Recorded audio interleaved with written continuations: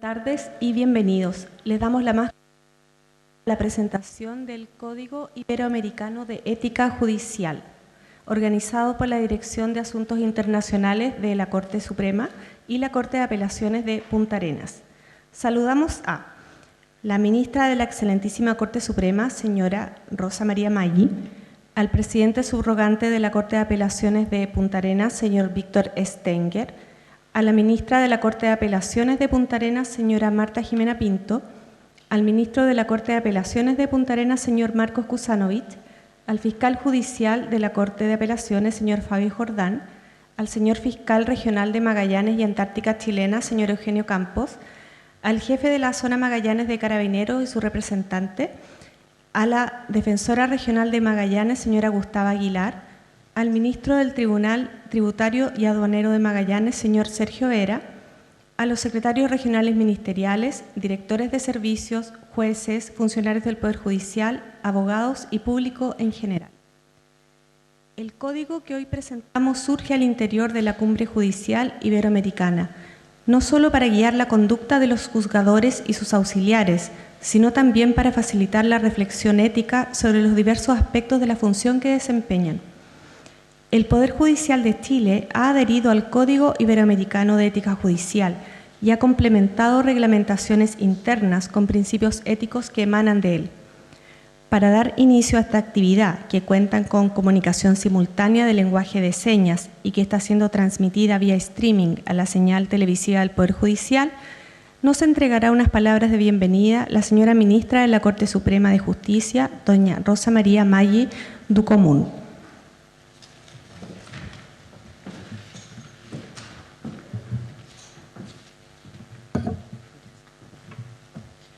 Muy buenas tardes.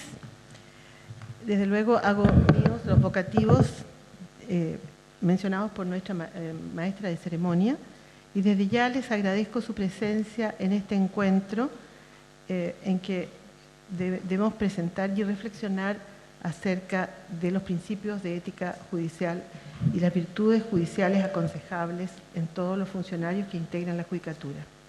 En mi calidad de integrante de la Comisión Iberoamericana de Ética Judicial, es para mí un agrado inaugurar este encuentro organizado por la Corte de Apelaciones de Punta Arenas y coordinado por la Corte Suprema para difundir el Código Iberoamericano y facilitar la reflexión sobre ciertos aspectos particularmente relevantes para el Poder Judicial, que está siempre interesado en alcanzar estándares éticos suficientes para asegurar eficazmente la absoluta integridad de los jueces y de todo su personal auxiliar. Debemos eliminar toda sombra de incorrección e instaurar la adecuada transparencia en todos los procedimientos con el objeto de infundir a la comunidad la necesaria confianza en los tribunales de justicia. Las consideraciones que expresan los principios de Bangalore de las Naciones Unidas para establecer los estándares sobre conducta judicial dejan en claro cuál es la categoría de este requerimiento ético, al expresar que la confianza pública en el sistema judicial y en la integridad del Poder Judicial es de extrema importancia en una sociedad democrática moderna y es esencial que los jueces, tanto individual como en forma colectiva, respeten y honren las funciones jurisdiccionales como una encomienda pública y luchen para aumentar y mantener la confianza en el sistema judicial. En el mismo sentido, la exposición de motivos del Código Iberoamericano de Ética Judicial justifica la adopción de normas basadas en el respeto de principios éticos destinadas a regular el comportamiento de los jueces ante la necesidad de asumir un compromiso institucional con la excelencia del servicio de justicia, para contar además con un instrumento apto que fortalezca la legitimación del Poder Judicial. Sabemos que el establecimiento de una responsabilidad jurídica lleva implícita una responsabilidad ética. Sin embargo, las normas jurídicas no son suficientes para evitar algunas conductas que no están previstas en la ley, pero que pueden merecer algún reproche ético. Por ello, los sistemas judiciales han adoptado códigos éticos para orientar a los jueces y funcionarios en su conducta y así generar confianza en la comunidad. Yo quisiera que quedara en claro en este encuentro que el propósito de las normas de conducta que el Código formula y que la Corte Suprema ha incorporado en la regulación interna de los funcionarios, se orienta específicamente a fomentar la excelencia entre quienes ejercen la judicatura, porque de esta forma se incrementan también los beneficios de la sociedad y mejora en su conjunto el funcionamiento del sistema jurídico. En otras palabras, las normas no están pensadas para dirigir la conducta de los jueces, sino para propender a una justicia de calidad, por lo que, en definitiva, la ética es una aliada nuestra en el desempeño de la función jurisdiccional. Más que enseñar a ser honestos, más que entender la ética como una vertiente moral acerca de la convicción íntima que tienen las personas, la idea que aquí se va a trabajar es generar un consenso institucional acerca de los valores que deben estar presentes en la toma de decisiones y que son necesarios para el buen desempeño funcionario. En el capítulo relativo a la responsabilidad institucional, el Código se refiere de manera explícita al deber del juez de promover en la sociedad una actitud de respeto y confianza hacia la administración de justicia. No hay que olvidar que al formular sus reglas éticas, el Código Modelo pretende ser un instrumento esclarecedor de conductas judiciales, sirviendo de guía a los destinatarios, pero no castigar ni reprimir en conductas mediante la aplicación de medidas disciplinarias. Es necesario destacar que debe estar absolutamente separada la línea de lo que es la responsabilidad disciplinaria de lo que es el comportamiento ético de las personas. Aquí no se trata de sancionar conductas, solamente de fomentar buenas prácticas. Puedo, entonces, antes de dar inicio a este seminario, me gustaría contarles que ya tenemos en la página del Poder Judicial un pequeño sitio donde están todas las normas relativas a ética judicial y donde está, si ustedes pueden ver, ahí se puede desplegar, tenemos un link donde aparece, por ejemplo, podemos consultar el Código Iberoamericano, el Estatuto del Juez, las recomendaciones que formula la Comisión Iberoamericana y desde luego, por ejemplo, ya podría mencionar 4 dictámenes que en el desempeño de su función de asesoramiento que el Código le entrega a la Comisión Iberoamericana, pronuncia determinados dictámenes sobre materias que son discutibles, que son nuevas. Entre ellas, por ejemplo, cómo relacionarse los jueces con la prensa, o bien cómo usar las redes sociales. De acuerdo con las normas del propio Código Iberoamericano, la Comisión ha hecho una interpretación para actualizarlas a los modelos actuales de comunicación. Entonces, ustedes pueden consultar en la página tanto los acuerdos que haya adoptado la Comisión, que aunque no tienen el carácter de obligatorio, sirven de guía para orientar la conducta de los jueces. Y también están los estatutos, el Estatuto del Juez, el Código Iberoamericano mismo, y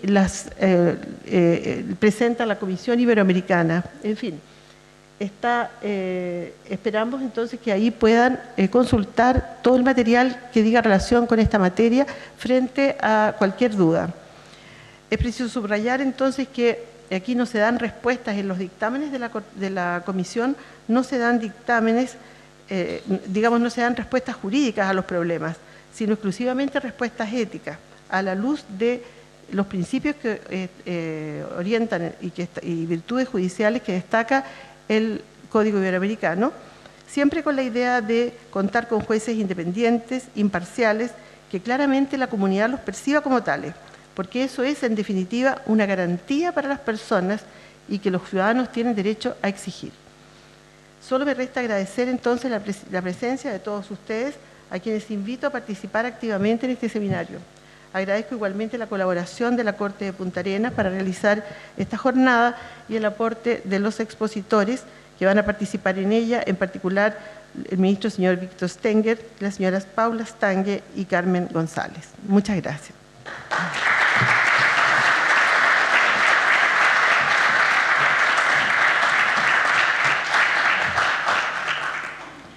Comenzamos entonces con las exposiciones. Les informamos que al final de todas las presentaciones habrá una sesión de preguntas y respuestas. En primer lugar, hablará el señor presidente subrogante de la Corte de Apelaciones de Punta Arenas, profesor titular de Ética Judicial, ministro Víctor Stenger, quien nos ofrecerá la exposición La ética en el contexto del Código Iberoamericano de Ética Judicial.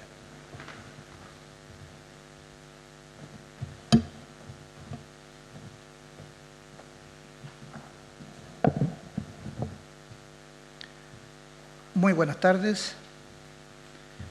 Desde ya me adhiero a los vocativos que se han entregado al momento de iniciar este acto.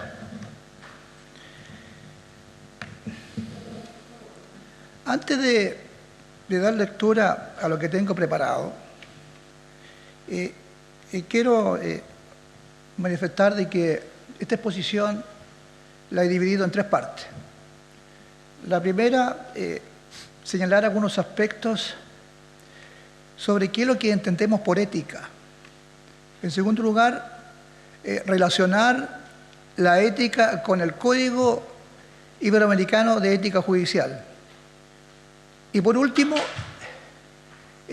¿a qué nos lleva el estudio de la ética?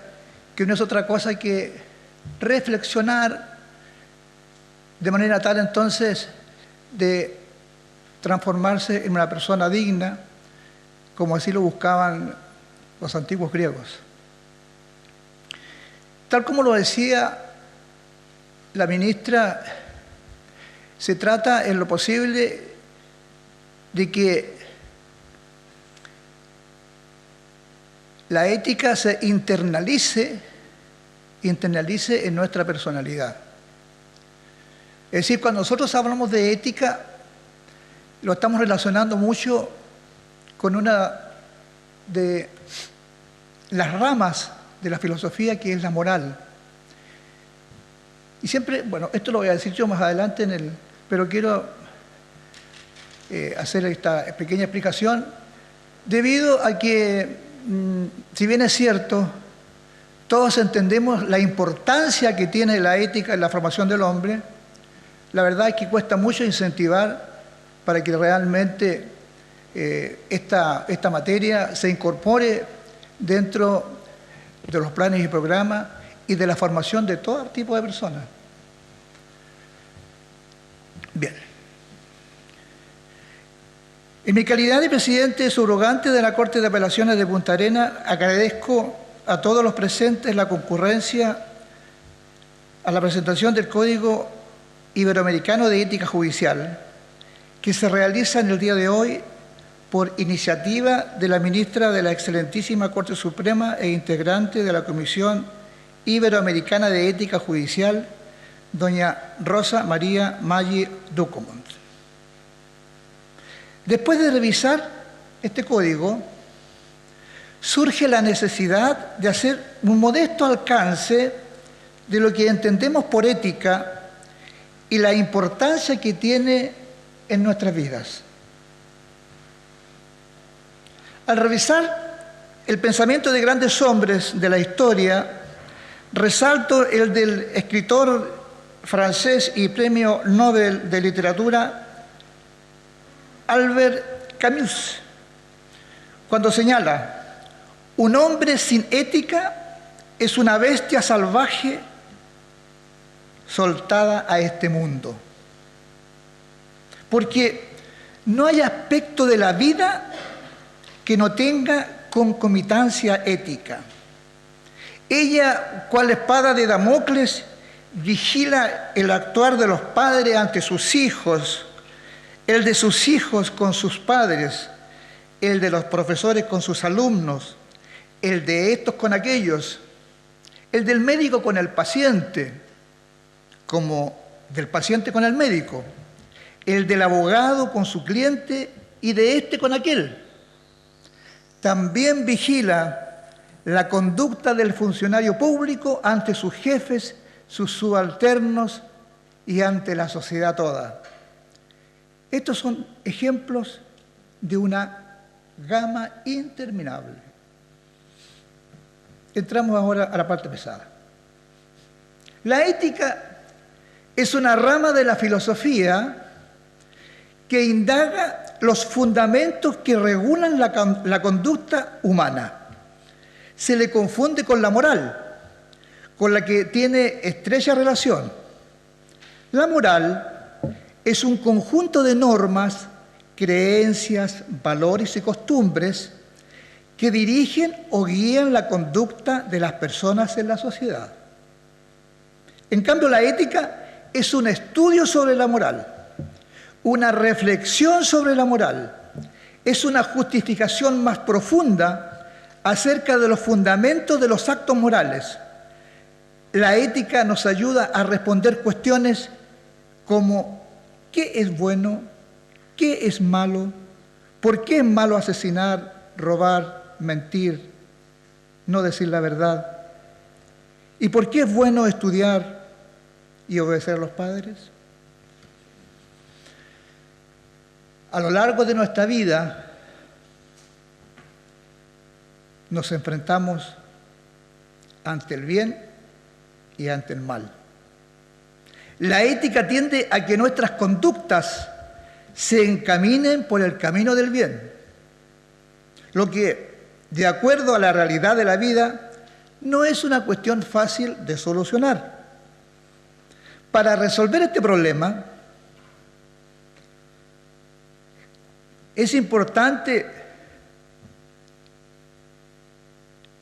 recordar al viejo Aristóteles, quien nos puede ayudar con su obra Ética a Nicómaco, cuando hace referencia a la prudencia, la templanza, la fortaleza y la justicia, las que denomina virtudes cardinales, a las que toda persona debe aspirar. Dice Aristóteles que la finalidad de todos los actos humanos se despliegan hacia la conquista de la felicidad, la que se logra a través de la adquisición de la virtud. Apunta el filósofo que la felicidad no se logra con atesorar riquezas, con aspirar a la fama, ni en el luchar afanosamente por la conquista del poder, porque estos logros son transitorios, fugaces y efímeros, que al desaparecer surge en el hombre el dolor. En cambio, cuando nuestra vida se despliega hacia la virtud, ésta se encarna por siempre en nuestra alma y nos presenta hermoso ante el espejo de nuestra propia conciencia. La virtud se alcanza cuando nuestros actos, guiados por valores morales, derivan en hábitos, los que finalmente por su habitualidad determinan nuestro carácter, el que se encarna por siempre en nuestra personalidad. Internalizada la virtud en nuestro ser, enfrentaremos de mejor forma los embates de nuestro vivir. De esta forma la ética se transforma, al decir de Heidegger, en la morada en que se vive.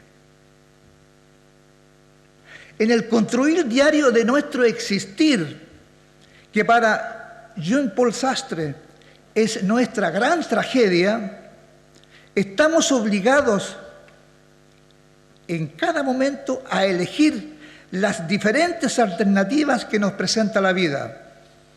Es en ese instante cuando la ética cobra su real importancia, ya que estará más capacitado para optar por lo mejor quien tenga internalizada en su conciencia las virtudes morales que ha adquirido a lo largo de toda su vida. En esta apretada presentación, que espero que hayan entendido, donde faltaron algunos aspectos como el rol de la conciencia al momento de aplicar los principios éticos y muchos otros que no es del caso señalar, se debe tener presente que muchas veces el acto acorde con la ley se aleja de lo éticamente aceptable. Muchos casos tenemos al respecto. generando inmediatamente en este caso y sin claudicación el total y completo reproche social. Es en este contexto en el que se ha elaborado el Código Iberoamericano de Ética Judicial. ¿Para qué? Recogiendo los principios esenciales, reglas y virtudes idóneas, sirva de guía a los juzgadores de los diferentes países con el fin de facilitar la reflexión ética.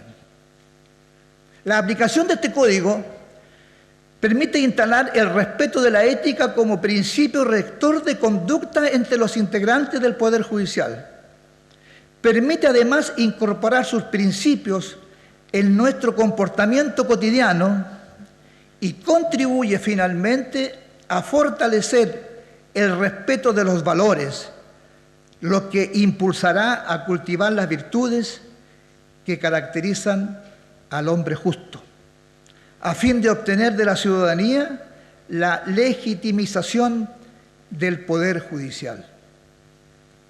En el preámbulo del Código se nos dice que el juez no solo debe preocuparse de ser, según la dignidad propia del poder conferido, sino también parecer, de manera de no suscitar legítimas dudas en la sociedad acerca del modo en que se cumple el servicio judicial. El Código de Ética que se propone busca la adhesión voluntaria de los distintos jueces iberoamericanos, atentos a la conciencia profesional que exigen los tiempos actuales, presentándose como el fruto de un diálogo racional en el que se ha considerado los códigos de ética ya existentes de los países que lo han suscrito, de manera de alcanzar lo que podría llamarse el mejor juez posible para nuestras sociedades. En cuanto a nuestra institución, me parece justo hacer presente y destacar que el Poder Judicial desde hace muchos años ha demostrado preocupación por esta materia a través de la dictación del Código de Ética Judicial y la realización de cursos de ética a todos sus funcionarios, inquietud que se refrenda en el día de hoy cuando nos convoca a difundir los contenidos del Código Iberoamericano de Ética Judicial. Tercera parte. En esta instancia de cavilación a que nos invita el Código Iberoamericano de Ética Judicial, como magistrado de la República, mi reflexión la he dirigido sobre los alcances que tiene el vocablo poder como elemento intrínseco en nuestro quehacer diario, ya que, de acuerdo a todo lo dicho, su adecuado ejercicio tiene una relevante connotación ética. Lo primero que me surge en este instante de meditación es la pregunta: ¿qué es el poder y cómo debo ejercerlo? Para dar respuesta a la pregunta, he recogido el pensamiento de grandes filósofos e intelectuales. En primer lugar, registro la frase que consigna Jaime Rodríguez Arana en su obra Reflexiones sobre el poder, en la que expresa: el poder siempre ha atraído a mucha gente. Nietzsche, por su parte, al efecto manifiesta: donde quiere que encuentro una criatura viviente, hallo ansia de poder. También refiere el filósofo: el ansia de poder no es mala en sí mismo. Lo que lo convierte en perverso es su consideración de fin. Quien busca el poder por el poder para sí y no para la comunidad es uno de los mayores traidores que moran en una sociedad. Eso nos dice Nietzsche. He observado que para mucha gente el mundo del poder es un mundo de privilegios, de prebendas y prerrogativas. Para muchos de los que nos encontramos en algún momento en el ejercicio del poder, las exigencias de su desempeño nos han proporcionado muchos problemas. Noches sin dormir, pensar con frecuencia en personas, etc. Por eso, soy de los que me parece entender la expresión del escritor inglés Charles Colton cuando señala: para conocer la fatiga del poder, dirijámonos a los que lo tienen en su mano. Para conocer sus placeres, vayamos a aquellos que andan tras de él. Los sinsabores del poder son reales, sus placeres imaginarios. ¿Puede en verdad esa frase que se le atribuye a Andreotti, que el poder desgasta a quien no lo tiene? Pero no es menos cierto que también desgasta a quien lo ejerce correctamente. Lo que ocurre es que se trata, en este segundo caso, de un desgaste que vale la pena y que produce una de las mayores satisfacciones que puede disfrutar el ser humano. En cuanto al poder público, en una acepción clásica se concibe como el medio que tiene el Estado para hacer presente el bien de todos y se fundamenta en su función de hacer posible los presupuestos para el pleno desarrollo del ser humano. El origen del poder, pues, tiene mucho que ver con la defensa de los más débiles. Como escribe Cervantes en su célebre Don Quijote, yo imagino que es bueno mandar, aunque sea a un hato de ganado. Eso dice Cervantes, eso dice Don Quijote. Ahora bien, esa bondad del poder se justifica en la medida en que su ejercicio desprenda ese aroma del servicio a la gente y de las cualidades democráticas que hoy espera la ciudadanía de los que representamos el poder público. En el ejercicio del poder, como escribió Tolstói, hay que tener presente que en este mundo el poder es un capital que hay que manejar con mucho cuidado. Por eso, la moderación y el equilibrio son dos cualidades democráticas básicas para su buen ejercicio. En esta reflexión, a la que me he sometido voluntariamente, salta a mi conciencia la sabia aseveración formulada por Abraham Lincoln, que dice: «Dale poder a un hombre y conocerás su carácter». Por último, al final de mi reflexión, vuelvo al viejo Aristóteles y a su obra Ética a Nicómaco, cuando apunta que el poder, sea político o público, se le entrega a los hombres transitoriamente. Luego deberá ser devuelto a quien lo ha cedido, por lo que en este caso la felicidad durará solo hasta el momento en que se ejerce. Después el hombre quedará desnudo consigo mismo, encontrándose de nuevo con sus propias miserias y debilidades. Más adelante, la lectura atenta y silenciosa del Código Interamericano de Ética Judicial me permitirá reflexionar sobre otros temas como la prudencia, la justicia y la equidad, lo que me ayudará de sobremanera a llegar a ser un hombre justo. Por vuestra atención, muchas gracias.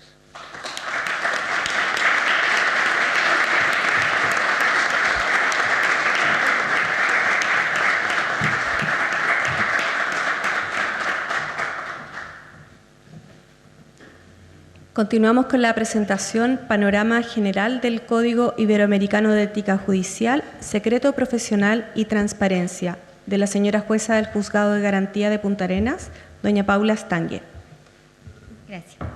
Buenas tardes a todos los presentes. Agradecer a la ministra de la Excelentísima Corte Suprema y también al ministro Stenger por la invitación. Bueno, también lo tomo como una obligación dentro de las cuestiones que plantean y que pretendo exponer brevemente más adelante. Quería comenzar con un panorama general de qué se trata esto del Código Iberoamericano de Ética Judicial. Parte con la aprobación que realiza de este código la Cumbre Judicial Iberoamericana. Encargó la redacción a una serie de expertos, entre ellos los profesores Vigo y Atienza, que muchos conocerán y que efectivamente tienen posiciones antagónicas y que ellos mismos cuando comentan cómo logran ponerse de acuerdo para efectivamente lograr la construcción de un código de ética, se sorprenden el uno al otro con que efectivamente al final del día fue muy fácil hacerlo, pese a las posiciones muy distintas que tienen. La Cumbre Judicial Iberoamericana tiene como objetivo el fortalecimiento del Estado democrático y en este contexto entonces lo que pretende es mejorar las administraciones de justicia y preocuparse continuamente de la excelencia del servicio que presta el Poder Judicial a través de sus jueces y juezas. La Cumbre Judicial Iberoamericana tiene una serie de productos y entre ellos está el Código Iberoamericano de Ética Judicial, que es del año 2006, se aprobó en Dominicana y me parece importante señalar que tiene como antecedente el Estatuto del Juez Iberoamericano, que fue aprobado en el 2001 y en el 2002 la Carta de Derechos de las Personas ante la Justicia. De hecho, esta carta también es la que ha hecho que el Poder Judicial desarrolle otra serie de acciones que también vienen enraizados en los compromisos asumidos en esa oportunidad en Cancún. La Cumbre Iberoamericana tiene un origen bien particular. Es la unión de dos instituciones que surgen primero por la reunión de los presidentes de Corte Suprema, que comienzan liderados por España en el año 1990 a juntarse en virtud también de esta historia común y de estas características que efectivamente compartimos los países iberoamericanos. Luego de ello hay una especie de lapsus, un tiempo durante el cual no se vuelven a reunir y se retoma y se lidera por Venezuela esta Cumbre Iberoamericana de Presidentes de Cortes y Tribunales. Se crea entonces una unidad técnica de seguimiento y a propósito de eso entonces empiezan a crear estos productos que finalmente lo que hacen es fortalecer el Estado democrático. Dentro de eso el Código Iberoamericano de Ética Judicial. En el 2001 ya se toma la iniciativa nuevamente por España y se continúa ya sucesivamente realizando cada cierto tiempo estas cumbres. Paralelamente y con anterioridad en el año 1998 se realiza un encuentro que tiene que ver con los consejos de la judicatura. En Chile no tenemos estos consejos, pero es la tendencia en los países continentales de que efectivamente haya una especie de consejo de la magistratura o el nombre que tenga, pero que vaya en forma independiente del Poder Judicial propiamente tal en el ámbito disciplinario y de promociones y ascenso. Y en ese sentido, ellos comenzaron a juntarse en el año 1998 por otro lado. Luego se dan cuenta de que efectivamente siendo autoridades todas de un mismo Poder Judicial, se unen en la Cumbre Judicial Iberoamericana. Y entonces a partir de 2004 comienzan a funcionar de esta forma y como les digo el código es del año 2006, es decir, con posterioridad y ratificado por la Cumbre. Pareciera ser que escuchando la exposición del ministro don Víctor Stenger, hay varias formas de ver la ética y la ética tiene que ver con lo deontológico, como nos señalaba muy bien don Víctor, y también tiene que ver con una ética kantiana que tiene que ver más bien desde el punto de vista normativo. Y me parece que desde esta perspectiva es la que a mí me gustaría enfocar un poco la exposición y que dice relación también con esta búsqueda de un juez excelente, pero excelente desde el punto de vista profesional, del mejor juez posible para nuestras sociedades y cuáles son las características que tiene que tener este juez más vinculadas al desempeño profesional que a su vida privada. Desde este punto de vista, estimamos que el surgimiento de estos códigos, si bien comienza en los años 70 en los países anglosajones, se retoma por la tradición continental precisamente por la crisis de legitimidad a la que se ha hecho referencia, la falta de confianza pública, y en virtud de ello entonces significa, al adoptar un código de ética, que el mismo Poder Judicial envía un mensaje a la sociedad señalando entonces que va a asumir un compromiso con esta excelencia y que tiene que ver con la prestación de servicios de justicia, con el acceso de la justicia a todos los ciudadanos. Desde este punto de vista, entonces, el Código de Ética Judicial no solo tiene como destinatario a los jueces, principalmente, y como señala Tienza, por parecer tener un rol central dentro de lo que significa el sistema judicial, sino que también, por supuesto, que a los funcionarios que trabajan en la Administración de Justicia, como señala el profesor Tienza, las oficinas judiciales, pero también a los abogados, también a los fiscales, especialmente también, que en muchos países son considerados como integrantes del Poder Judicial, principalmente por la labor y vinculada al proceso penal. Dentro de este contexto, entonces, se plantea la necesidad de esta ética judicial como una forma de garantizar, de alguna manera, o por lo menos de dar mayores garantías de que va a haber una resolución justa al caso que se someta a conocimiento del tribunal, toda vez que propone una lógica y un equilibrio entre lo que debemos entender todos los jueces como un comportamiento ético. La ética entonces se transforma en un compromiso del juez, un compromiso interno por la excelencia y por rechazar la mediocridad. Tiene que ver entonces con que disminuyamos los espacios de discrecionalidad, o por lo menos que disminuyamos los riesgos dentro de estos espacios de discrecionalidad, y también que lo tengamos en consideración en los ascensos, en los nombramientos y en las promociones, porque significan hábitos de conducta que finalmente lo que van a permitir es darle a los ciudadanos un mejor acceso a la justicia con los jueces mejores preparados y que efectivamente cumplan con las obligaciones propiamente tales. El Código de Ética también se presenta como un modelo para los propios jueces, qué es lo que me pueden pedir a mí los ciudadanos, y por lo tanto clarifica ciertas conductas y también permite a la ciudadanía como destinataria también del código qué es lo que le puede exigir a un juez y qué no. En este sentido, entonces, genera certeza para el juez y para la ciudadanía.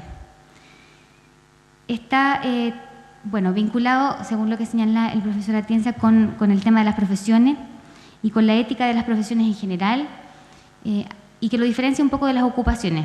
Ahí quizás yo no estoy tan de acuerdo. Me parece que la vinculación de las profesiones a la universidad por un lado y de las ocupaciones a los oficios por otro no necesariamente es así, aunque pudiese ser que en general se da en varias ocasiones. Él pone un ejemplo parecido como un cajero, por ejemplo, en un supermercado, se va a su casa y no se lleva los problemas a la casa, o tampoco, si no es el encargado de la gestión del supermercado, de ver de qué forma puede optimizar el tiempo y atender más personas cuando pasan por la caja, etc.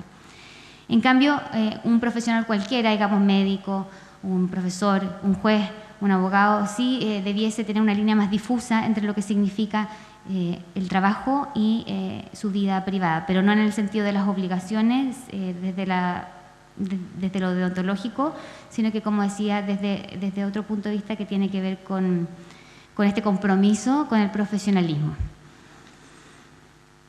En este sentido, entonces, se tiene que entender este código como un catálogo de principios, y se hizo así porque es difícil establecer normas concretas. La idea es que cada país pueda, dentro ya sea de su sistema disciplinario o de un sistema ético propiamente tal, ya que hay algunos países que tienen tribunales de ética y otros que siguen el sistema tradicional de su régimen disciplinario, ya sea a través de los consejos de la magistratura o, como en Chile, a través del propio Poder Judicial.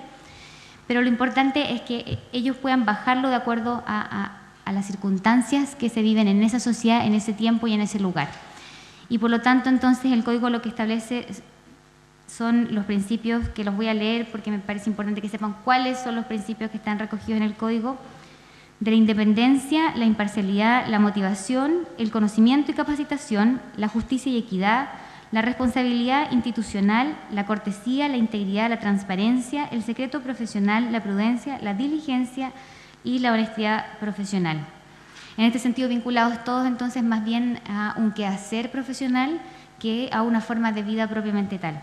que sin duda se vincula porque, como ya lo decíamos, por ejemplo, en el caso del conocimiento y la capacitación, no solo tiene que ver con el aporte que te puede hacer el Poder Judicial propiamente tal, sino también con la iniciativa que cada juez tiene que tener para dar un servicio de excelencia. En cuanto a lo que opinan los expertos, y yo siempre en este caso decidí seguir al profesor Atienza, él considera que la independencia, la imparcialidad y la motivación son los 3 principios fundamentales y que a raíz de ello entonces se pueden construir y vincular los demás sin perjuicio de que la prudencia sea uno más bien vinculado a la virtud que al principio y que atraviesa a estos principios también.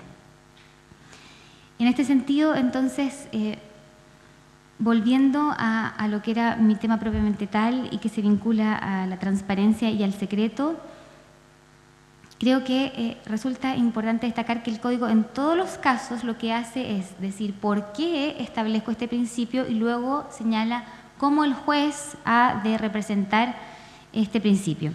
En el caso de la transparencia señala que evidentemente es una garantía de justicia de sus decisiones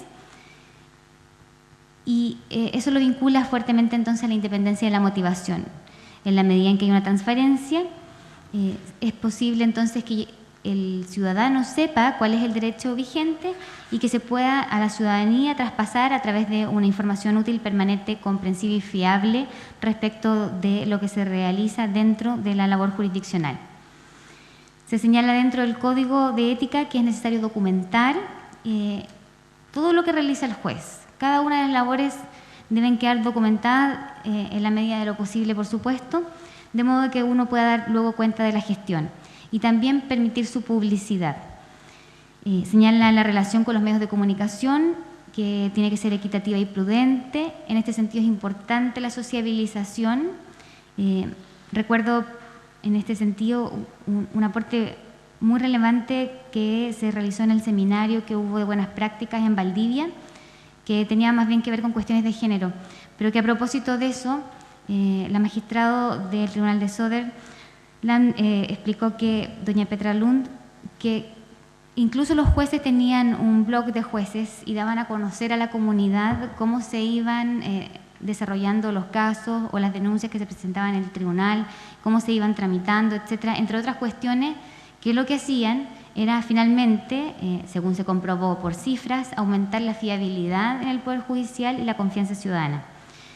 Por supuesto que me pareció ahí entonces que había que hablar de secreto profesional, porque hay que tener mucho cuidado también cuando queremos sociabilizar y transparentar la labor, también con salvaguardar los derechos de las partes y de otros terceros en el proceso. Y en este sentido entonces, en el desempeño de las funciones exige el Código de Ética Iberoamericano que se pueda guardar absoluta reserva y secreto profesional en relación especialmente a las causas en trámite y también cuando se puedan afectar derechos de terceros.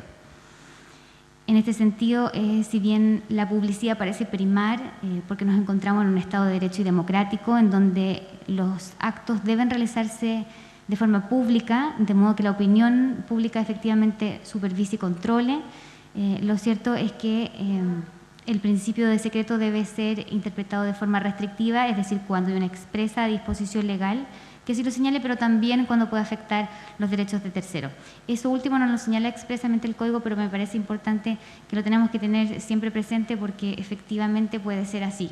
En las declaraciones de los menores, por ejemplo, o en la declaración de la propia víctima, que han sido cuestiones que efectivamente han ocurrido dentro del Poder Judicial y que hemos tenido que tomar determinadas decisiones que quizás con la ayuda del Código de Ética y con la reflexión respecto a estos principios pudiésemos haber tomado una decisión distinta.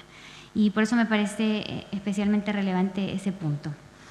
Finalmente, para simplemente dejar instalado el tema, creo que resulta especialmente relevante que nos preguntemos por qué es necesario tener un código de ética y la respuesta tiene que ver con que ser un buen juez no solo puede estar ligado a conocer el derecho, sino que también, aparte de las técnicas argumentativas que uno tiene que tener para efectivamente desarrollar una sentencia o eventualmente dictar una sentencia de forma oral, tienen que existir ciertas conductas que la ciudadanía considere adecuadas en relación a la autoridad propiamente tal. Y en ese sentido va a tener mucho que ver con el tiempo, con el lugar, con las circunstancias, y el mismo código señala que tiene que ser, en definitiva, para que exista un reproche, una cuestión que sea extremadamente fuera de los cánones de lo que podría ser una persona común y corriente. No se trata acá de que queramos jueces que sean personas ideales, sino que, como en todas las profesiones, que se propenda a ello, pero no nos cabe duda de que tampoco vamos a lograr tener ningún juez ideal. Así que la invitación es un poco a reflexionar sobre los principios y en mi caso, a tratar de verlo desde la perspectiva kantiana más que de la deontológica. Muchas gracias.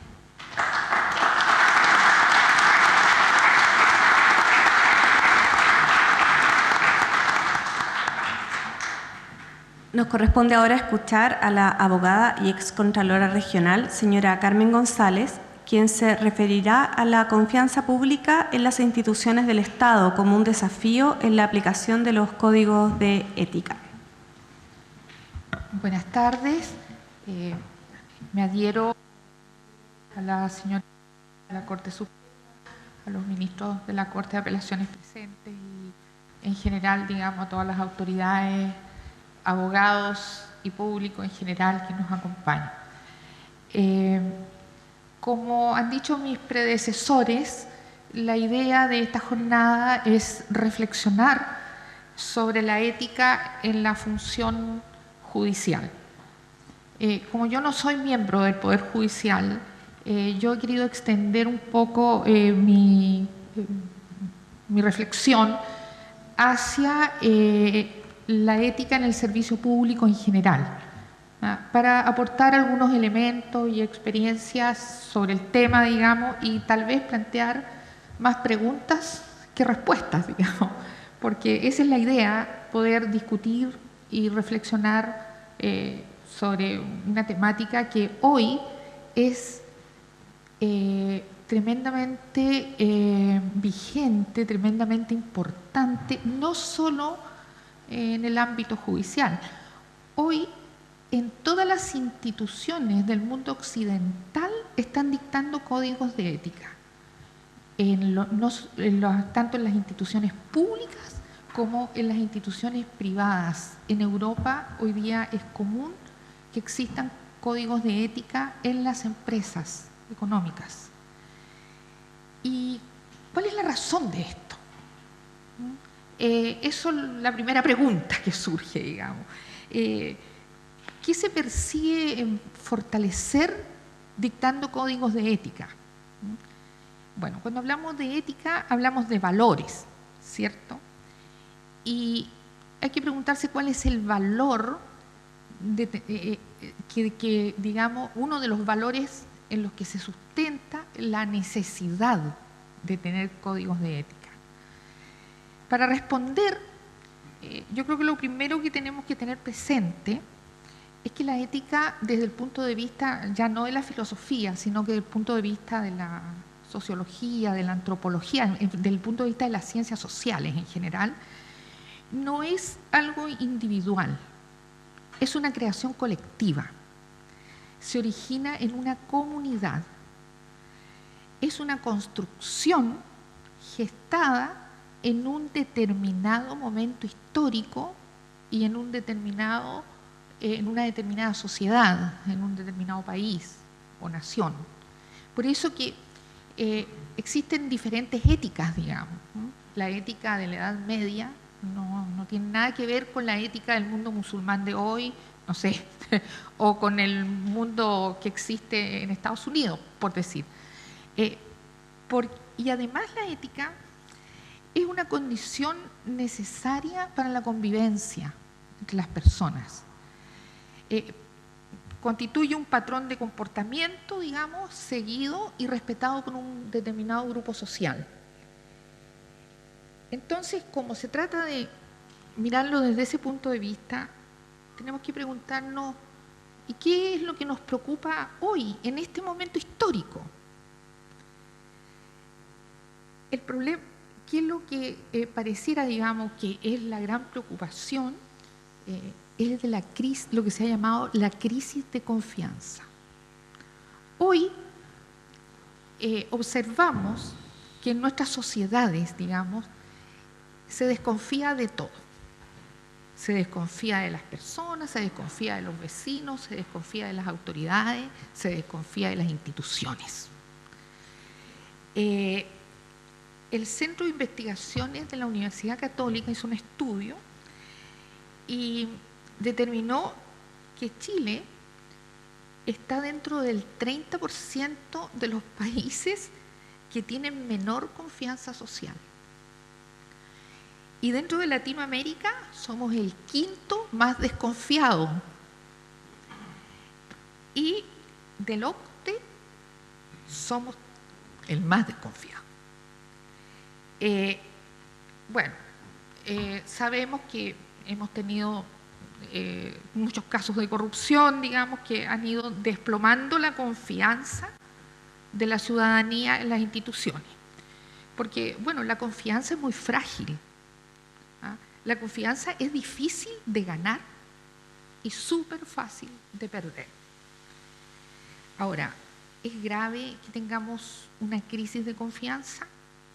Sí, es grave, obvio. ¿Pero por qué? Porque, en definitiva, al final, pone en jaque el sistema democrático. La falta de confianza en las instituciones, ese es el desafío al que nos enfrenta. Cuando no hay credibilidad, es muy difícil la gobernabilidad. ¿Qué va a pasar si la gente sigue desconfiando, digamos? Fíjense que el secretario general del OCDE del año 2016, en una declaración que salió a la prensa, dijo que este problema de la crisis de confianza es un problema más grave que los problemas del desarrollo, del crecimiento económico y del desempleo. Porque nos estamos jugando nuestras democracias, el sistema en el que vivimos. Por lo tanto, es urgente restablecer la confianza pública. Y ese es el valor, o uno de los valores, que están buscando fortalecer los códigos de ética. Y para eso requerimos, digamos, para lograr restablecer esa confianza, requerimos un gran esfuerzo, tanto individual como colectivo. Ahora, el valor, este valor que es tan importante, preguntémonos qué es, ¿no? ¿Cómo podemos definir qué es la confianza pública?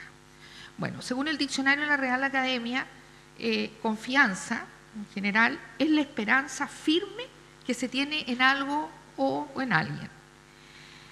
Ahora, la RAE no tiene una definición de confianza pública, porque este es un tema ya de otras ciencias, digamos. Es un sentimiento la confianza pública, según el cual, en virtud de los antecedentes que estamos manejando, del conocimiento que tenemos sobre la sociedad, se tiene la convicción que determinada persona o determinada institución se va a comportar de acuerdo con las expectativas que esperamos de ellos. Entonces es un vínculo psicológico de los individuos con la sociedad, con el Estado. Porque solo podemos construir comunidad en base a la confianza. Si no tenemos confianza, las sociedades se quiebran, los estados se fracturan. Por eso es tan valiosa la confianza pública. Por eso estamos hablando en este momento, o yo estoy diciendo, digamos, no sé si equivocadamente o no, que la confianza pública es un valor. Y como valor, digamos, constituye parte de lo que queremos que sea la ética pública. Ahora, la judicatura, yo hablo en general, de todas las instituciones de la sociedad, pero la judicatura tampoco ha estado al margen, al parecer, de este concepto. Porque sabemos, digamos, que un poder judicial confiable es básico para la existencia de la democracia. Sin un poder judicial en el que los ciudadanos se sientan seguros, confiados, se nos empieza a debilitar el edificio, digamos. Y en ese sentido, el Código Interamericano de Ética, en su declaración quinta, dice: difundir entre los justiciables, a través de los distintos medios informativos, sus códigos de ética con el propósito de incrementar la confianza y la autoridad moral de los juzgadores. También en su artículo 79, el Código nos dice: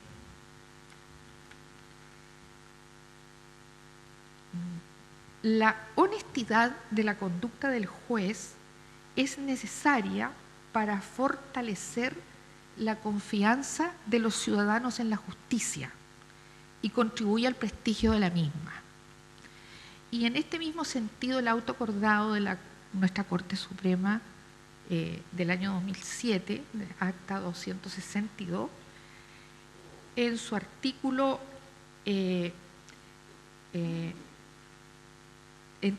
tercero, que habla de la integridad, dice: todo miembro del Poder Judicial debe tener una conducta recta e intachable, de modo de promover la confianza de la comunidad en la justicia. O sea, en esta reflexión, digamos, de alguna manera lo que está reflejado en estas normas éticas están sustentando, digamos, mi tesis, que uno de los valores más importantes de la dictación de los códigos, y en este caso del Código Iberoamericano de Ética Judicial, es conseguir la confianza, restablecer la confianza o mantener la confianza. Es el cuidado de la confianza. Porque tal como dijo don Víctor, el Poder Judicial es un poder. Es un poder, y como poder afecta a los ciudadanos con los actos que realiza, ¿cierto? Y por eso tiene una tremenda responsabilidad. Los miembros que componen el Poder Judicial, como los miembros de cualquier institución pública, tienen una tremenda responsabilidad social. Y eso, digamos, es uno de los elementos sobre los que debemos reflexionar. Ahora, en ética pública siempre está asociado al concepto de servicio. El eje central de la ética pública es la idea de servicio.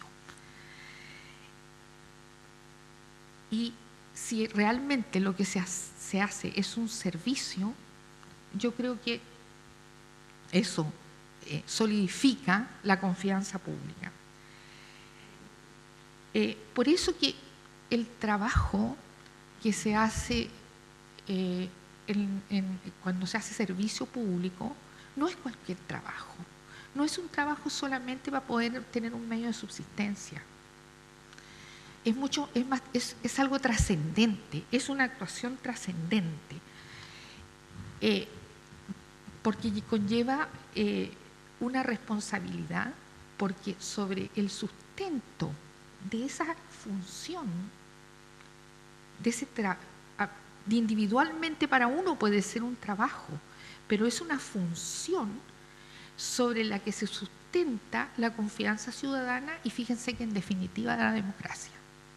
O sea, sobre los hombros de los funcionarios públicos está el fortalecimiento y la mantención de la democracia.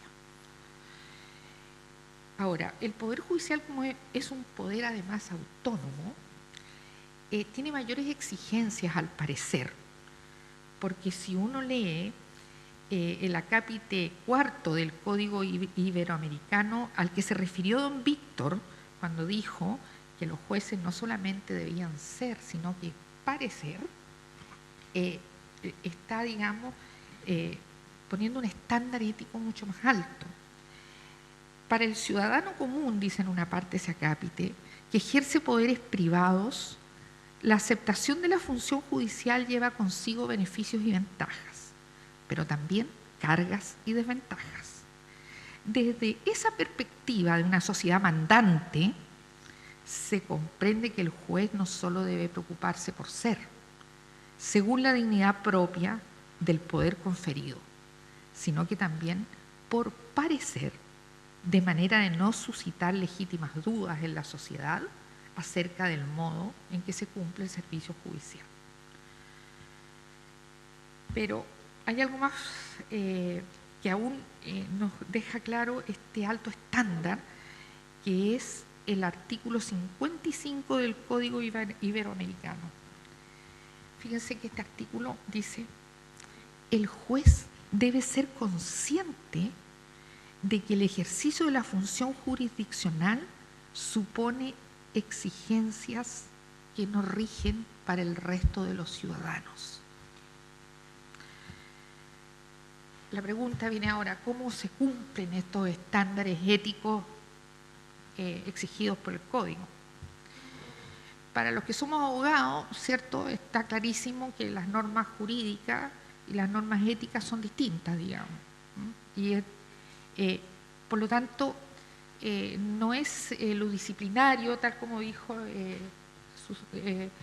su señoría, la ministra de la Corte Suprema, no es el castigo, sino que cómo se busca que se cumpla con estos principios, estos estándares. Bueno, pareciera ser que para el cumplimiento de las normas éticas es necesaria la aceptación de las personas. Porque la ética puede ser formalizada, pero su formalidad no basta para que se cumpla. Necesita una adhesión, y ese es el desafío de toda ética pública. Ahora, ¿cómo lograr esa aceptación? Bueno, lo primero, haciendo una reflexión exhaustiva, que es lo que se está comenzando a hacer hoy, digamos. Y para tal vez entender, en primer lugar, yo vuelvo como a las ciencias sociales, que es, digamos, que cada individuo forma parte de una comunidad. No somos solos. El ser humano no existe como humano solo. Siempre existe en la medida que haya una sociabilidad, que esté en contacto con otras personas de las cuales necesita servicio y a las cuales tiene que aportar servicio. Donde hay soledad, no hay humanidad. Por eso surge la humanidad solo cuando tenemos apertura hacia los otros. Y eso hay que entenderlo, porque en una comunidad se genera una cultura y una identidad social. Y esa es la base de la ética de esa sociedad, de ese momento histórico. Y sobre todo los que somos servidores, o hemos sido, en mi caso, digamos, tenemos que ser coherentes con esa cultura, esa mirada de la sociedad. Por lo tanto, la adhesión a los principios éticos de la comunidad fortalece, digamos, esa adhesión a ese Estado, a esa sociedad, o esa comunidad, o a esa institución. Pero, ¿saben? Desde el punto de vista individual de la persona, esa adhesión, cuando uno adhiere a ciertos principios éticos, le da sentido a su trabajo.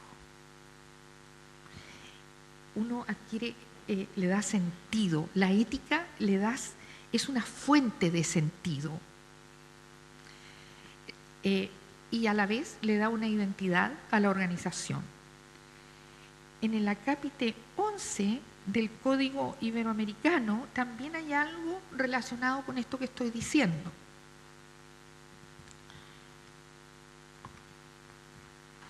Dice: un código modelo como fruto de un diálogo racional y pluralista. El código de ética judicial que se propone busca la adhesión voluntaria de los distintos jueces iberoamericanos atentos a la conciencia profesional que exigen los tiempos actuales y trata por ello de presentarse como el fruto de un diálogo racional en el que se ha otorgado un considerable peso a las razones procedentes de los códigos ya existentes. Sería inadecuado que el presente código surgiera como un emprendimiento desarraigado en el tiempo y en el espacio o como un mero acto de voluntad de la autoridad con competencia para ello. Por el contrario, su fortaleza y eficacia dependerán de la prudente fuerza racional que logre traducir en su articulado y de que, consiguientemente, sea capaz de movilizar íntimas adhesiones en función de los bienes e intereses comprometidos en el quehacer judicial. El código debe ser una permanente y dinámica interpelación a la conciencia de sus destinatarios para que desde el compromiso de la excelencia logre encarnarse históricamente en aquellos que han aceptado prestar un servicio demandado por la sociedad.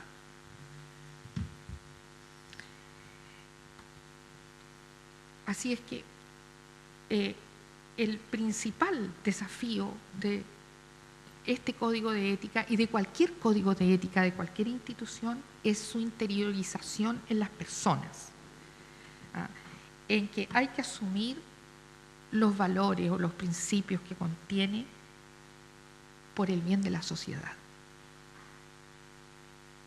Cuando tenemos conciencia que nuestra labor individual tiene ese sentido, podemos adherir mejor a los principios éticos y a la comprensión de su sentido. Creo que estoy en el tiempo, digamos, solo contarles que desde el punto de vista de los servicios de la administración del Estado, en Chile, a partir del año 2016, se estableció un programa que lo dirige el Servicio Civil, donde se están dictando códigos de ética en todos los servicios de la administración. El 2017 dictaron alrededor de 250, un poco más de 256 o 7, algo así. Y eso está liderado por el Servicio Civil, pero en base a un programa del PNUD, el Programa de las Naciones Unidas para el Desarrollo, que da una metodología para un poco, para que cada servicio, en cada comunidad, digamos, en cada región o qué sé yo, puede elaborar, bajar, digamos, estos principios que a veces son abstractos a sus realidades comunes y corrientes, digamos, a los problemas éticos a los que se le presentan en el cada día de esa particular lugar, digamos, o en esa particular institución. Hoy hay 16 municipios que están en ese proyecto y aquí en nuestra región es el municipio de Natales el que está elaborando, y en esa elaboración de este aterrizaje, por llamarlo así, tiene que haber participación de los funcionarios. Ellos hay toda una metodología donde les hacen encuestas y qué sé yo, porque la finalidad es que la persona se sienta integrada, se sienta interiorizada en su propio código, digamos. Y lo mismo, me encontré con un libro, digamos, que hablaba también de los códigos de ética que se dictan en las empresas en Europa.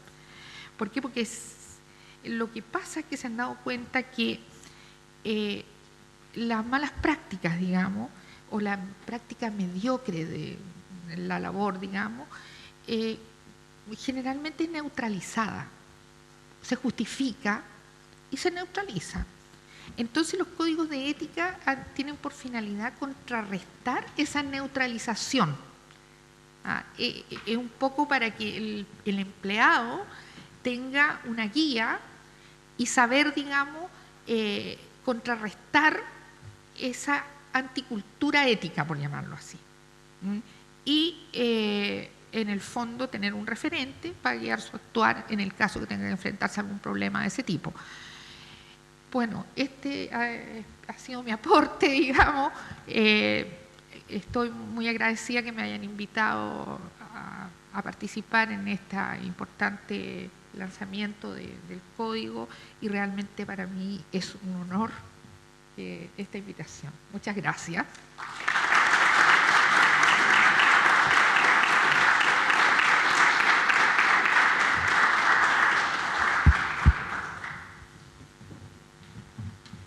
Ahora vamos a dar inicio a una sesión de preguntas y respuestas.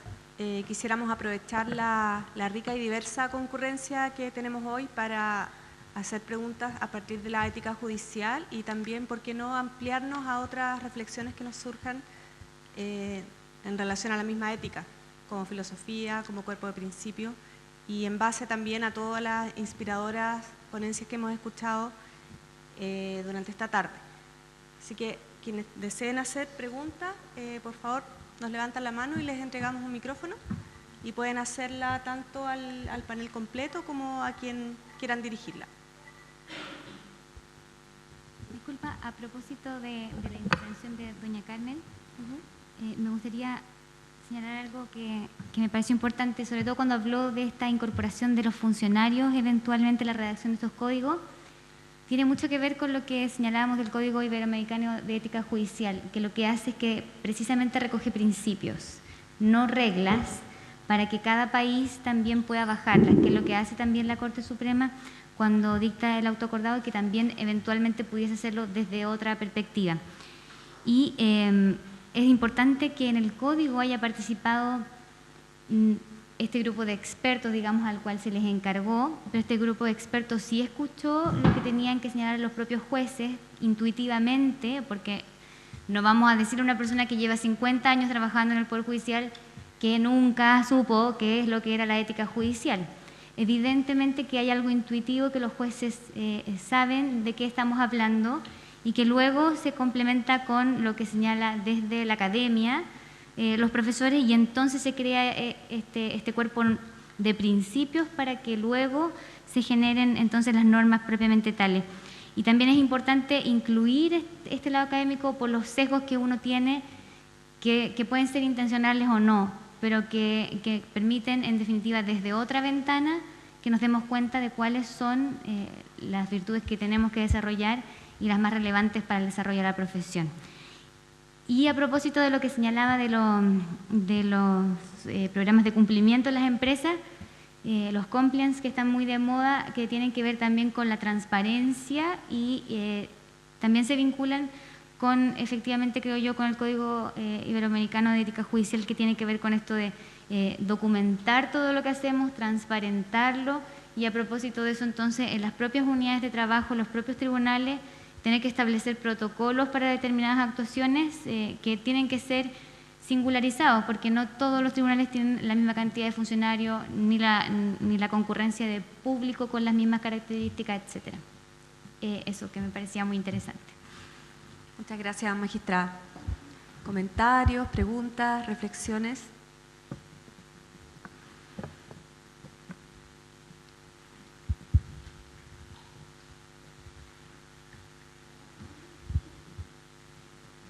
Buenas tardes. Buenas tardes a los ponentes. Les agradezco mucho sus reflexiones. Creo que nos sirven mucho, digamos, conversar respecto de estas cuestiones en el ámbito judicial.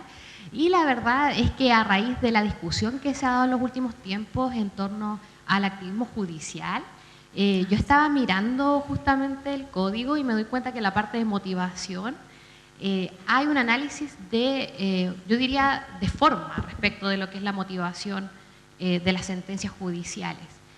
Y me gustaría preguntarles, aprovechar, ¿cierto?, que aquí hay exponentes que son jueces, preguntarles en definitiva qué criterios ustedes utilizan o creen que podría ayudarnos a construir una delimitación clara entre lo que es interpretar constructivamente y creación judicial del derecho, que me parece que es el tema de fondo en el tema de la motivación judicial de las sentencias.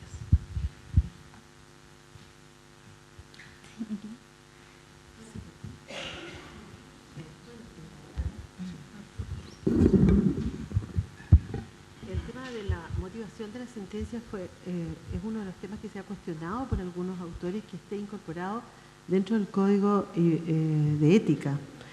Se dice que la motivación está más bien relacionada con los requisitos formales de la sentencia y que si el juez infringe la manera como se ha dictado un fallo, eso debe ser corregido por la vía de los recursos procesales, que hay recursos que explícitamente se dirigen a corregir esos defectos. Sin embargo, yo creo que el Código de Ética aborda el tema de la motivación precisamente porque detrás de cada norma jurídica hay un concepto ético que tratamos de rescatar. Entonces, en la medida que el juez deja traslucir en su sentencia cuál es el origen, cuál es el propósito que está tratando de resguardar, de alguna manera la legitima. Porque además nosotros vemos que las disposiciones siempre acuden con frecuencia. Desde luego la ley habla de los principios generales del derecho, de la equidad natural, nos remite y nos obliga a veces a los jueces a resolver, aun cuando no exista ley que resuelva el conflicto, y de alguna manera entonces nos está dirigiendo hacia conceptos éticos. En definitiva, detrás de cada norma hay una norma ética. No se puede legitimar una ley si va en contra de un principio ético fundamental. Entonces, siempre vamos a encontrar cuál es el principio que se está resguardando. De todas formas, yo creo que un juez ético de cualquier manera va a argumentar su sentencia en mejor forma.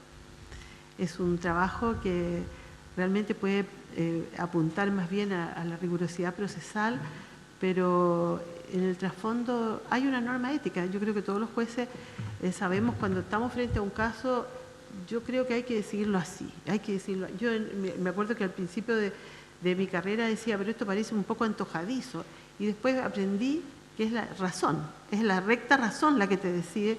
Tú dices, esta demanda hay que acogerla, esto está mal, esto está bien, es la razón. Y eso en el fondo es la ética.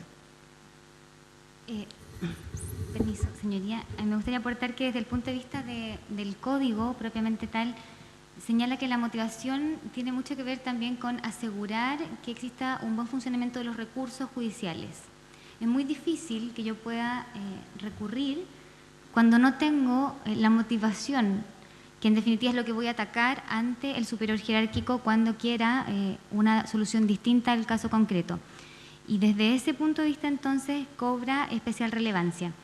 También tiene que ver con que se entiende con que cuando yo dicto una resolución sin motivarla, esta es arbitraria, salvo que existe una ley que me autoriza expresamente a dictar una resolución sin fundamentarla, que son casos muy excepcionales y que tienen que ver con cuestiones más bien automáticas. Cuando se señala de pleno derecho pasará esto y hay una circunstancia objetiva y ahí yo no tengo que fundamentar, pero son casos muy excepcionales. Y lo que usted comentaba del activismo, bueno, yo estuve escuchando a propósito de esto mismo del Código de Ética, lo que opinaba el profesor Atienza, y que yo aún no tengo una opinión formada, por eso solo puedo transmitirle lo que otra persona que sí ha reflexionado mucho sobre el tema piensa, y él expresaba que efectivamente un juez no puede ser activista, que si bien puede tener ciertas convicciones, tiene que hacerse cargo de las mismas y tratar de dejarlas de lado al momento de fundamentar la sentencia, por una parte, porque lo que hace un juez es actuar desde la institucionalidad. Sin perjuicio de ello, también entiende que el derecho es dinámico y que efectivamente no se trata de una mera aplicación de la ley, sino que muchas veces uno lo que tiene que hacer es enriquecer el cuerpo normativo de acuerdo a la dinámica que tiene la sociedad, y por eso es importante también que el juez conozca cómo funciona su sociedad en la cual va a resolver los conflictos. Y finalmente, respecto de las cuestiones que mencionaba, existe hoy día en el Poder Judicial un protocolo para fallar con perspectiva de género, por ejemplo, y que en ese caso tiene directrices claras respecto de cuestiones que uno en la sentencia no puede considerar o debe considerar. Y por supuesto que también, de acuerdo a los tratados internacionales que están incorporados a través del artículo 5 de la Constitución, hay ciertas categorías respecto de las cuales los jueces no pueden discriminar cuando fundamentan sus sentencias. Por ejemplo, yo no puedo hablar en una sentencia de que por el solo hecho de que una pareja es homosexual, entonces no va a ser capaz de criar a su hijo. Tengo que tener otras razones si es que quiero, por ejemplo, en ese caso, decidir que ese niño viva en otro hogar. Porque la orientación sexual no puede ser una categoría que me permita discriminar, por ejemplo, tampoco la raza, el sexo o cualquier otra de ese tipo. Eso. ¿Más preguntas, reflexiones, comentarios? Gracias. He estado atentamente escuchando la ponencia, agradezco al Poder Judicial la invitación a mi institución, que es el Ministerio Público, a la cual represento. Y escuchaba atentamente, por cierto, comparto absolutamente lo que dice doña Carmen respecto de la confianza en los servicios públicos. Es una crisis que estamos viviendo como país, por cierto. Pero lo que nos aboca respecto del código, tengo una pregunta. Las ponencias absorbían temas de excelencia versus mediocridad. Y hablábamos, y yo creo que nos toca a todos, precisamente. Entonces, dentro de estos principios, ¿cómo va a abordar el Poder Judicial a aquellos que guardan relación con un juez bueno o un juez ideal, desde el punto de vista del conocimiento? Eso, por ejemplo, va a modificar, entre otros, los planes de la academia en cuanto a cursos de capacitación. Bueno, naturalmente es uno de los focos que siempre está el Poder Judicial preocupado de abordar. La de los cursos de perfeccionamiento se pretende conseguir unos buenos resultados. Ahora, el nivel de excelencia, cuando habla el Código de Ética, se refiere más bien al empeño, al interés que el juez ponga, que es aplicable a cualquier otra actividad. Más que nosotros vamos a obtener un servicio de excelencia en la medida que vamos a ser eficientes, vamos a tratar de tener los plazos, por ejemplo, de programación de audiencia, cumplir con los tiempos que se necesitan para dictar la sentencia, ser eficiente y dar un servicio eficiente para que la gente sienta que tiene una respuesta. Porque lo que sucede es que a veces nos demoramos mucho, las personas sienten que no hay, que no son atendidas con la premura que se requiere. Yo creo que a eso apunta más bien el nivel de excelencia, por cierto que también a mejorar la capacitación, que es una preocupación constante. Desde luego, últimamente se ha tratado de favorecer todas las, en la medida de lo posible, digamos, las comisiones de servicio que algunos funcionarios, jueces sobre todo, solicitan para hacer cursos, incluso en el extranjero. Entonces hay, a través de diferentes universidades, también algunos tratan de perfeccionarse, y yo creo que hay una preocupación constante en ese sentido desde los propios jueces. Me parece que es lo único que le podría asegurar.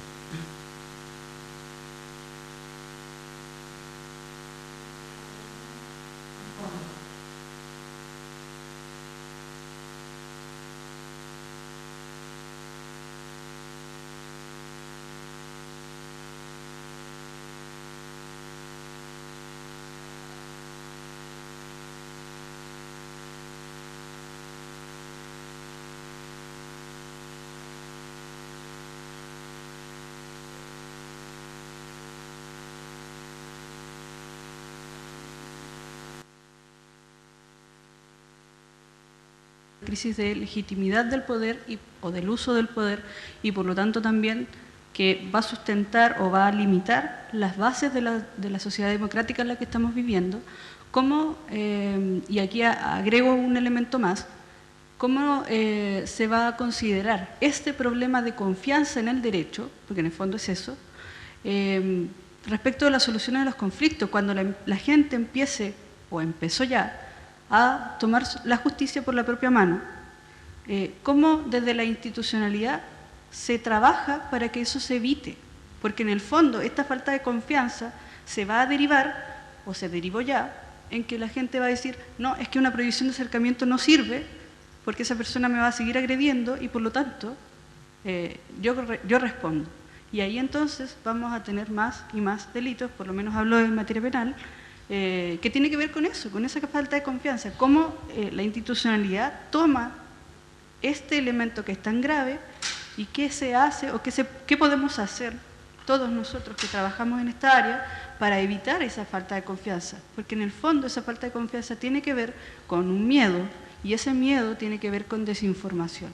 ¿Cómo? ¿Cuáles elementos? ¿Qué acciones podemos nosotros hacer desde lo privado y también desde la institucionalidad para evitar que esa justicia se tome por propia mano?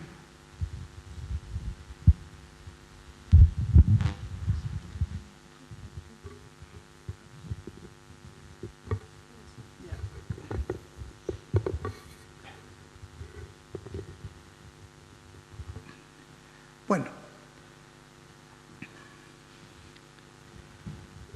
tal como señalaba adelante, al final la ética se transforma en un asunto muy personal, razón por la cual entonces, esta es mi opinión, yo no sé si ustedes la van a compartir o no, pero yo siempre he señalado de que nuestro país, desde hace mucho tiempo, ha cometido un error, y que es haber dejado de lado la educación cívica. Y resulta de que dentro de nuestra institucionalidad, dentro del Estado de Derecho, podemos ver de que existe una tremenda ignorancia en cuanto a cómo funcionan las instituciones en nuestro país. Nos encontramos con profesionales, universitarios, que aún creen de que el Ministerio Público forma parte del Poder Judicial. ¿Y qué vamos a decir de los alumnos de las escuelas? Es decir, se tiene una completa ignorancia de cómo funcionan las instituciones. Si realmente existiera una educación cívica consciente, todos los jóvenes sabrían, ¿no es cierto?, cómo funciona el Poder Judicial. Y todos los jóvenes sabrían que el Poder Judicial y que los jueces resuelven de acuerdo a la ley que está creada por el Poder Legislativo.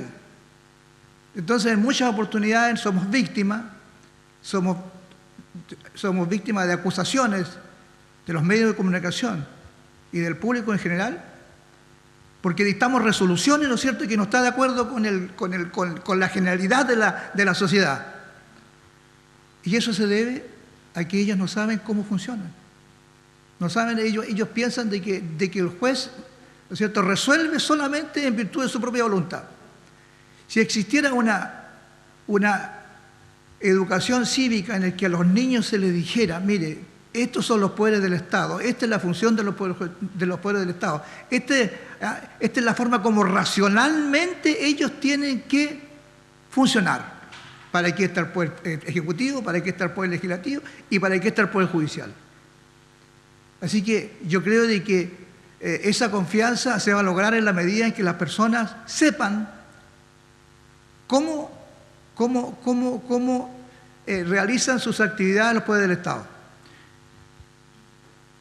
No es porque yo sea miembro del Poder Judicial, pero yo creo de que nosotros estamos frente a una institución de la cual debe estar orgullosa nuestro país. Por eso que destaqué yo en el discurso, ¿no es cierto?, la labor que realiza el Poder Judicial, que ha estado pendiente de la formación de los jueces, ha estado pendiente a través de los cursos de ética que lo está dictando hace mucho tiempo. Y afortunadamente, en los últimos años, no hemos sido víctimas del acoso permanente de los medios de comunicación en cuanto a censurarnos por el actuar que tenemos. Creo que debemos estar orgullosos de la probidad de nuestros jueces y también de nuestros empleados. Pero eso la gente no lo sabe. Así que ese sería mi aporte y mi respuesta a la pregunta que yo a usted le he dado.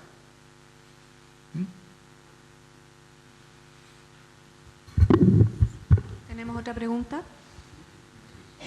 Hola, muy buenas tardes. Realmente es muy grato estar presente en un foro como este, o sea, unas exposiciones como esta. Y quisiera hacer una referencia. Los códigos de ética propiamente tal son un deber ser, por eso, encontrándole mucho sentido a lo que dice la magistrada Stanger cuando habla de el juez ideal o la inexistencia del juez ideal. Pero hay otro tema a que hizo referencia don Víctor, el presidente, distinguido presidente, que habló fundamentalmente de la ética individual. Y doña Carmen habló de la ética social. La profesora Adela Cortina, que es una profesora española que más ha escrito sobre el tema últimamente, ha incentivado sobre todo en la Comunidad Europea, la constitución o la construcción de los códigos de ética empresariales, en la política, en los servicios públicos, y también eso ha derivado en programas en Latinoamérica, plantea la dicotomía de cómo se construye verdaderamente la ética social, porque no se construye como construir una casa o un ladrillo por ladrillo, vale decir, una sumatoria o simple sumatoria de éticas individuales.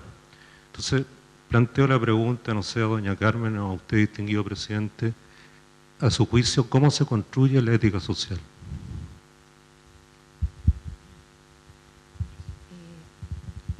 La verdad, honestamente, no sé si pueda darte una respuesta, digamos, pero ¿qué pienso yo al respecto? La comunidad, nosotros, digamos, los humanos vivimos en comunidad, y la comunidad va siendo, digamos, su manera de vivir como le parece, de acuerdo a su desarrollo cultural, qué sé yo, las circunstancias. ¿Cuál es lo bueno del comportamiento, digamos? ¿Cuál es el comportamiento adecuado para que tú no dañes al resto, o para que tú sirvas al resto, porque nos tenemos que ayudar mutuamente? O sea, los seres humanos estamos perdidos si no estamos abiertos a los otros. Dejamos de ser humanos en realidad. Y entonces, más que una construcción mental, yo creo que esto se produce no porque determinadas personas lo lideren o lo impongan, sino que es la comunidad la que la va produciendo. Y ese es el tema, un poco, digamos, cómo nosotros, cómo nuestras autoridades, cómo nuestros líderes tienen la posibilidad de captar qué es lo que quiere la gente, por decirlo como, en un determinado momento histórico. Y cuando se desfasa eso, tenemos problemas, tenemos crisis de sentido también en las sociedades. Porque la ética, en el fondo, la ética tiene que ver también, es una palabra que se asocia con costumbre, me parece, don Víctor. De alguna manera se ha entendido, tenía como un sinónimo antiguo como de costumbre, o sea, es lo que la sociedad acostumbraba para convivir mejor. Entonces, la ética en realidad, más que una construcción intelectual, yo creo que emana como de la naturaleza humana. Si ustedes leen los principios éticos que tiene el código o cualquier otro código, se van repitiendo, y son principios que los tenemos, digamos, porque humanamente sabemos, por el hecho de ser humanos, que las cosas tienen que ser así. Y yo creo que uno de los problemas que tenemos hoy en día, debido a una sociedad que a lo mejor ha evolucionado más rápido de lo que nos hemos dado cuenta, tenemos estos problemas porque no hemos sabido dar respuesta a los valores éticos de la gente común. ¿Qué es lo que quiere la gente común? La gente común quiere una respuesta rápida, como dijo la señora ministra. Si nosotros no estamos conscientes que dentro de la ética del día de hoy es dar una respuesta rápida, me empiezan a desconfiar de nosotros. Si un servicio uno le pide una respuesta, digamos, y se demora 2 años en entregársela, el ciudadano se frustra, digamos. Entonces, yo pienso que un poco va por ahí la cosa. No tengo la respuesta definitiva, digamos, estudiada, porque no me he preparado para esta exposición, pero yo no soy experta en el tema, la verdad.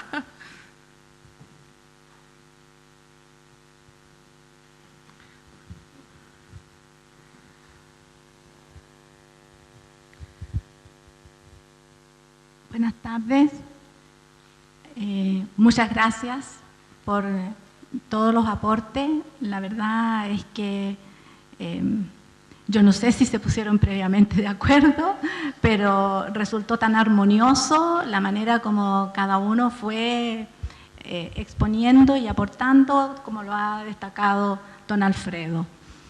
Entonces, sobre la pregunta que se hizo, y que de una manera ya la respondió Víctor, yo me quedé pensando también, y creo que sigo la idea de la señora Carmen.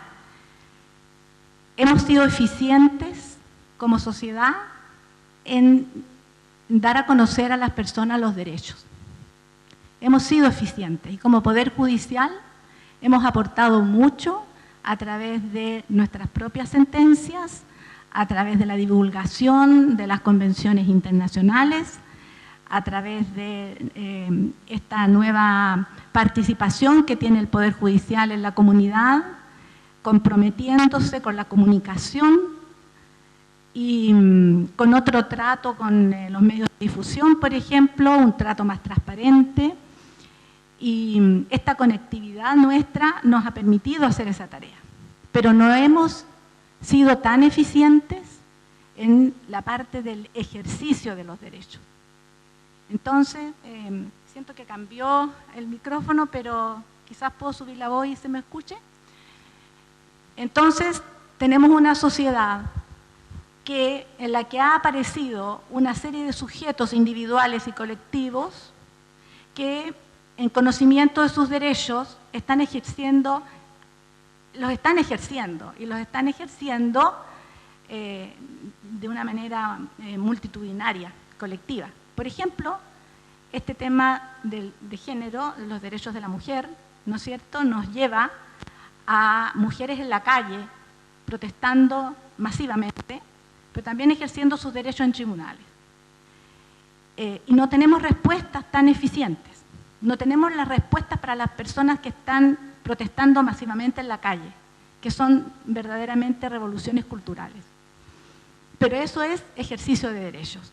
Y entonces estamos al debe en trabajar más rápido como sociedad en poder permitir a las personas este ejercicio de los derechos. Hemos destapado la olla, por así decirlo.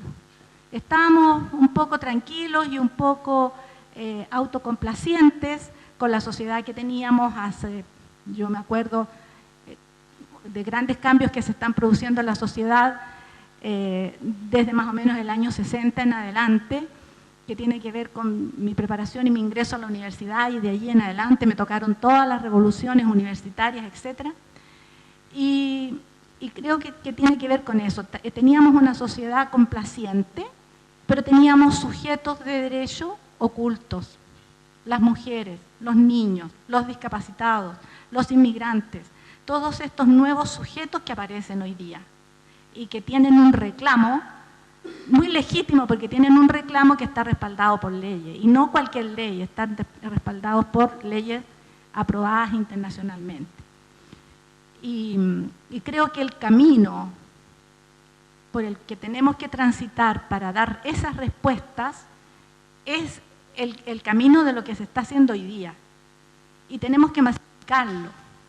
Y esa es, dijéramos, la gratitud que tenemos que manifestar hoy día a personas como la ministra, que no se conformó con haber sido parte de las comisiones que trabajaron en estos temas internacionalmente, sino que ahora está bajando el tema y llevándolo, por ejemplo, a los lugares tan apartados como Punta Arenas, que estamos siempre quedando tan por nuestra lejanía.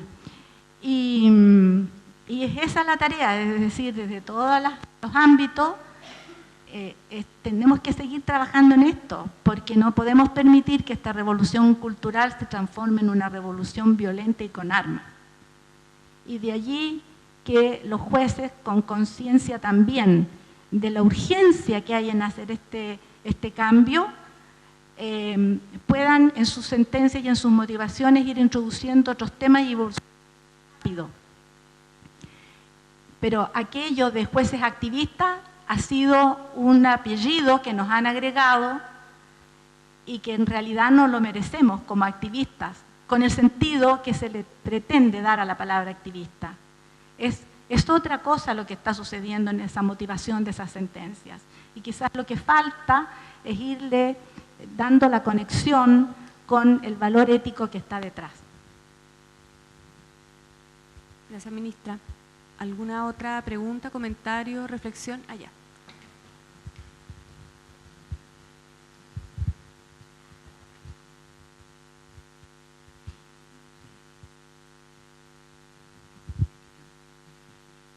Muchas gracias. Muchas gracias. Primero que nada, agradezco la invitación del Poder Judicial. Para nosotros como Consejo de Defensa del Estado es importante estar en estas discusiones sobre ética y función judicial. Primero quiero felicitar al ministro Stengue, don Víctor. Sus palabras sobre la educación cívica, su falta o su omisión en los últimos años tienen no solo razón, sino que además dan cuenta de los motivos reales de por qué estamos en esta, comillas, crisis. Yo también me pregunto, y hay varias personas que se preguntan en la academia, si esto es una crisis de confianza o también esa crisis de confianza responde a una crisis ética anterior. ¿Qué fue primero? Y en relación, y a eso voy a preguntar la impresión a los panelistas, don Víctor apuntaba a una parte de la sociedad que le falta una educación, no solamente cívica, sino que también ética y de principios fundamentales para entender el comportamiento social y el comportamiento del Estado. Estamos hoy día en un evento en que estamos hablando de los esfuerzos del Poder Judicial por dar una bajada, un aterrizaje a un código de ética, a principios de ética y a mostrar la preocupación que tiene este poder del Estado. Yo participo de otro organismo autónomo, pero que está dentro de la administración del Estado. Y dentro de la administración del Estado hemos escuchado, y así es, hay una preocupación también por tener los códigos de ética, discutirlos, sensibilizarlos y llevarlos al mundo operativo. Y tenemos también otro poder que hace siempre gala, bien intencionadamente, sobre sus comisiones de ética, que el poder legislativo, teniendo un código de ética para parlamentarios, qué sé yo. Pero son esfuerzos separados. Son esfuerzos separados. Entonces, tenemos por una parte que la población en general no está educada en ética ni en civismo. Y por otra parte, el Estado, en sus tres vertientes, meto aquí también al organismo contralor dentro de la vertiente de administración general, para estos efectos, ¿ya? Entre sus tres vertientes, sus esfuerzos son separados. No tenemos una coordinación ética.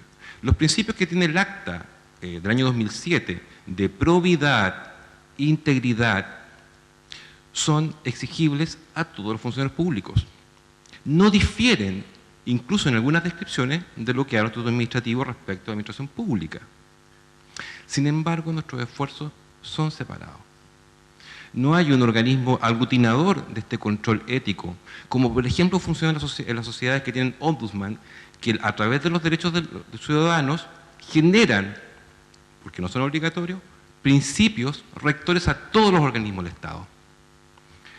Y creo que eso genera una acción disgregada y que no resulta eficiente a la hora de llevar como Estado, como cuerpo de Chile, esta visión ética hacia una sociedad. Y por eso que quizás la respuesta no es una crisis de confianza, creo que tenemos una crisis ética, de desconocimiento de la ética, de desconocimiento de la forma de actuar éticamente. Me gustaría las impresiones del panel.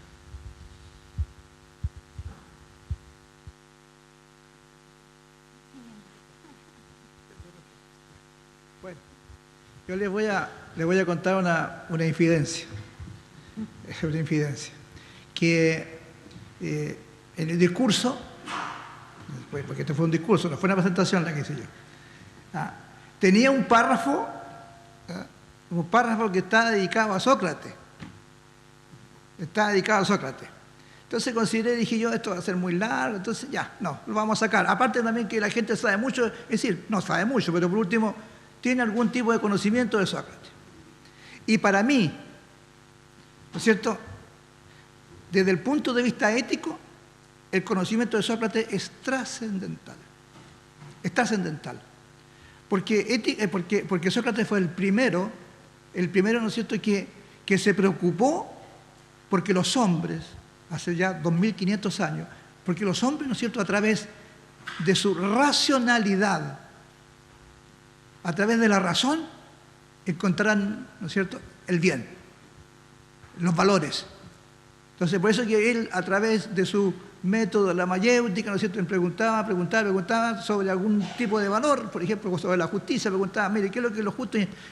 Y al final entonces se iba elaborando un concepto que él nunca, ¿no es cierto?, formuló, porque ustedes saben que Sócrates no escribió nada. El que escribió por él después fue Platón. Bueno, el asunto es que yo me iba a referir a Sócrates en el sentido de que siempre debíamos tenerlo presente, porque Sócrates, ¿no es cierto?, nos dice, es el primero de los, no obstante que después hubo otros más, pero es el primero que nos dice de la importancia que tiene el conocimiento del bien. Es decir, él le da mucha importancia a la educación, él le da mucha importancia a que las personas deben ser educadas en los valores.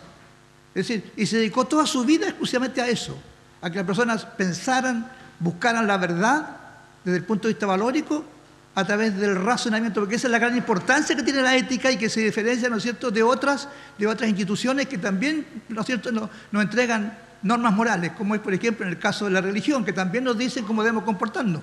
Pero en el caso de la ética, el comportamiento nace de uno. Es decir, uno, ¿no es cierto?, racionalmente llega al convencimiento de que ese es el mejor actuar.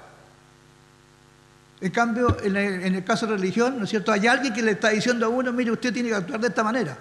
En cambio, en el caso de la ética, ¿no es cierto?, es uno el que asume un compromiso de vida en función de lo que cree racionalmente que es lo mejor. Y eso fue justamente lo que Sócrates trató de entregarnos, de difundirnos. Y eso yo después lo estaba trasladando dentro de mi discurso que ahora lo estoy haciendo, ¿no es cierto?